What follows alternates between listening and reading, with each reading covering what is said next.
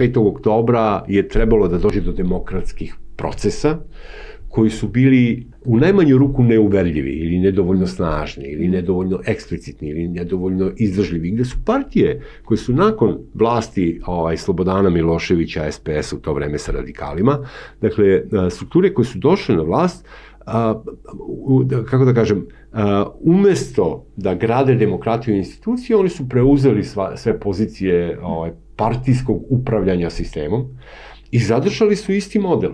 A to je model u kome partija zarobljava državu i, dakle, gde sve institucije sistema funkcionišu ne onako kako bi trebale, kao autonomne, nezavisne, već, dakle, po partijskim direktivama. Doista, dakle, post petooktobarska vlast nije to radila tako grubo kao što je radio Slobodan Milošević, a daleko manje grubo od ovoga kako radi trenutna vlast. Ali su to radili. I onda je to izazvalo jedno razočaranje koje je rezultiralo, naravno, da ova vlast uopšte dođe na vlast. Da ovi ljudi, ove strukture dođu na vlast.